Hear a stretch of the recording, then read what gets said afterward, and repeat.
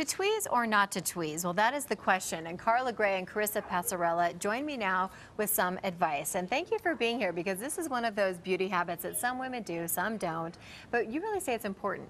I do think it's very important. It's one of those things, when done well, it helps make women's eyes look much larger. It helps make your nose look smaller. It adds an overall polish to the face. Whether you wear makeup or not, you'll find that you just look a lot better when your brows shape your face. In fact, I've heard that. I've heard the windows are the eyes are the windows to the soul, and the eyebrows are like the window treatments. And it's very important that they work and go with them. So tell me, what's some ways that you can do this properly and not properly? I know you guys brought some models here to show some different examples. We brought some models to show some different examples, and I also brought with me Carla Gray, who I've known a long time, and she is the best brow shaper in Colorado. She's really able to find the best in a woman and able to shape their brows accordingly. And you're the best exhibit, because you've got perfect brows. How is it different for some women's faces, the way that they should be doing their brows? It all really depends on their face shape, what they actually have to work with, eye shape, but it's all based off of angles. That's the way that I do it. And it really makes the eyes pop out if you do it properly. Oh, absolutely. So you have 3 different examples of models here. Tell us about the different sorts of eye shaping that they should be doing with their brows. Well, I brought Cindy with me today, and she has more of a sparse eyebrow. She's done a little over tweezing. Which is common, actually. It's very, a lot of people do over tweeze. Okay. See the most, but they still can be maintained and in fact improved by shaping. Look this direction so we can see your brows. Look up over there. Sorry, I'm going to get out of your camera shot. There. So you're saying that she has a little bit of over tweezing, but that can be combated by some shaping and also maybe some filling in a little bit. Oh, absolutely. Okay, so we're going to take a look at her. This is then her before.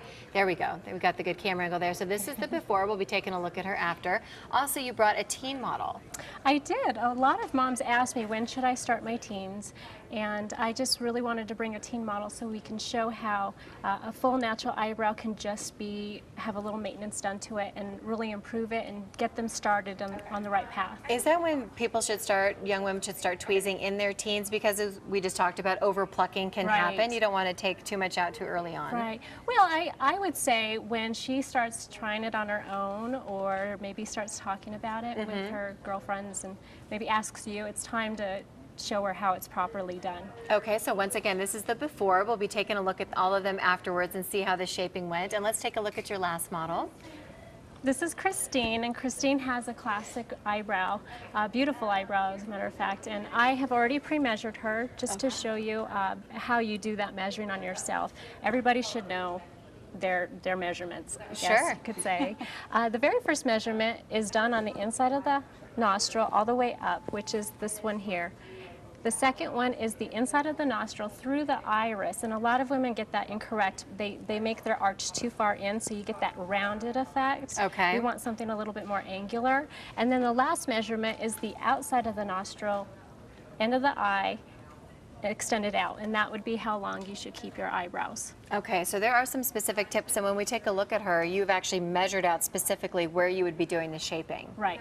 Okay, very, very interesting. Any do's or don'ts real quick? I know we'll be seeing all the models a little bit later, but any quick do's or don'ts that you want to let the viewers know about? I think that the most important thing I'd like to let your viewers know is to have a plan. Don't get in front of the mirror and just start tweezing away. Have a plan.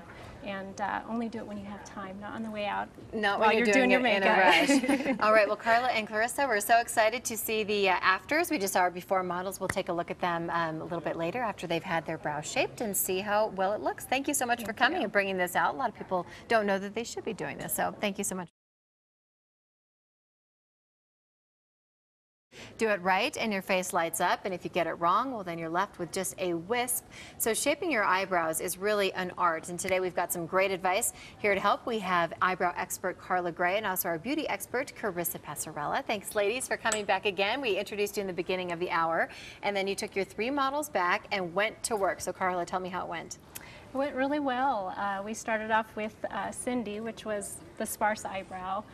Just took what she didn't need, left what she did, and then filled them in. And that's really what someone with sparse eyebrows is going to have to do. Okay. And so you can see It looks beautiful. Nice, it definitely full. looks much more full. It definitely opens up your eyes. It's not something you look at.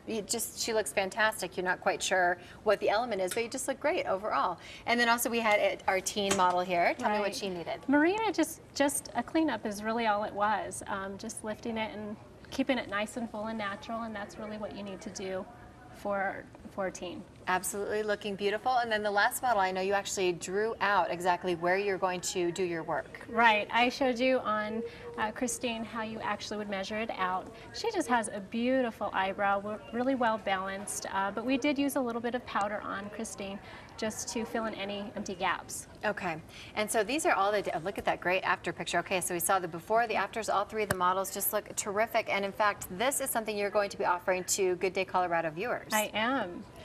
Normally a first-time session is $35. It includes a consultation. You know exactly what I'm going to do before I do it. But for Good Day Colorado viewers, it's going to be $30 when you mention that. Excellent. So a little bit of money off. And you think, Krista, too, this is money well spent. This is something that you can really do to open up your whole face. It makes my job so much easier. I mean, when I'm putting makeup on someone when they've already maintained their brow, it's already done so much for their face. Minimal makeup is really all you need. Okay, so it definitely helps out. And so you have some products here and tools that you think also can be sort of helpful for people who are trying to master the look of their eyebrows. And I think one of the most important things are these little Anastasia stencils that you can buy these at Sephora, and you literally, this is for someone who is very clueless about eyebrows, which is probably most women. You put it up, you just go ahead and you fill in where the color should be, and you tweeze or wax all the way around it. These make it super simple. So you would just kind of like hold it up over your eyebrow and then pluck around there where you're holding the stencil and get those going. I'm going to keep this one for Ken. Yeah. Okay, great. And then also you have some gel here that also works in, and some different powders that actually fill in the brows if you have overplucked, which so many people have. I think people are worried about taking out that eyebrow fiber because it might not grow back. Right. Well, I always encourage